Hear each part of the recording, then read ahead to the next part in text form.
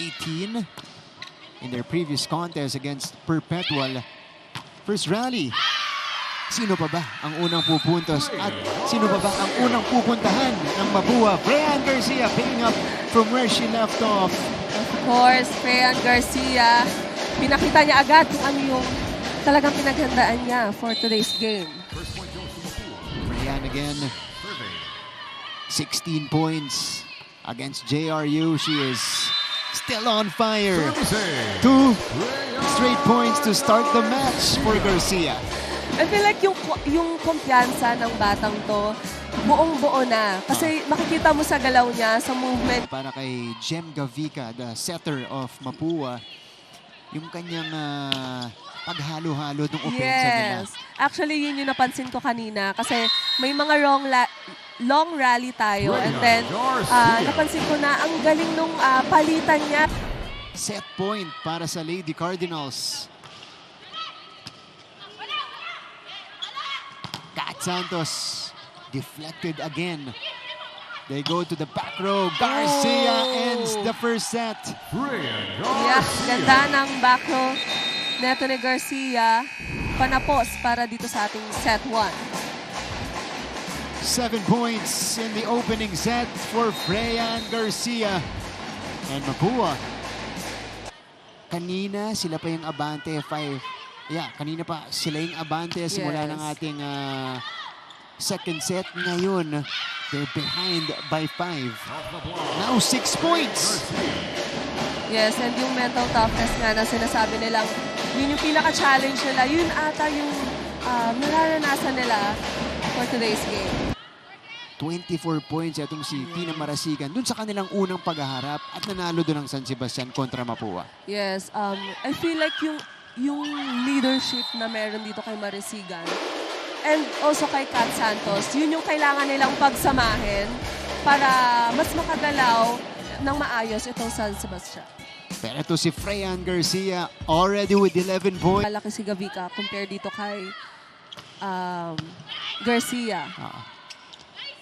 Ay, sorry, Ramos. Yeah. 4 na puntos na para kay Ramos.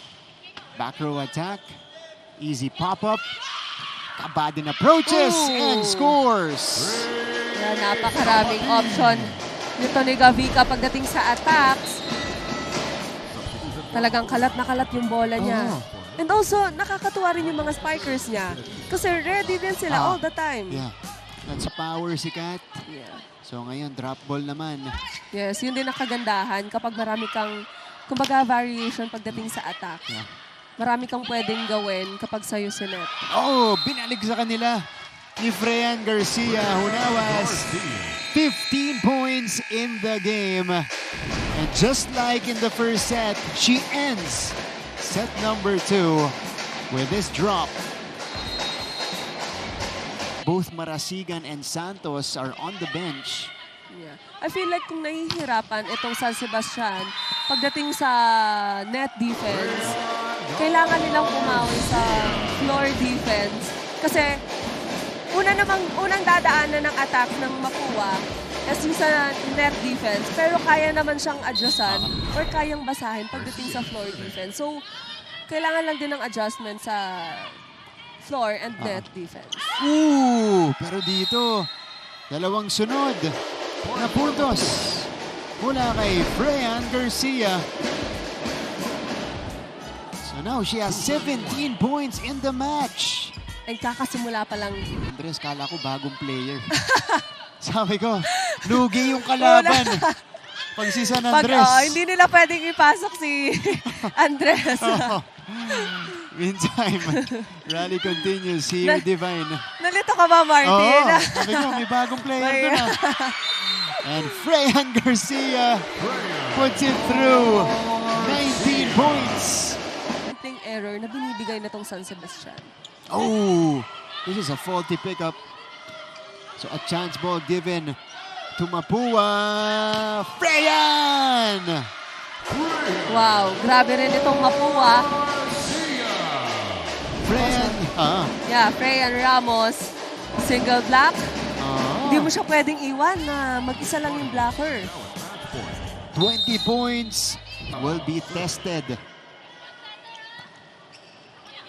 Oh, Kakula. Garcia for the win!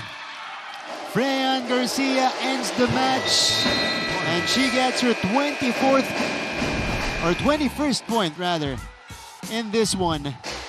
Wow. This is now 4 straight wins for the Mapua Lady Cardinals in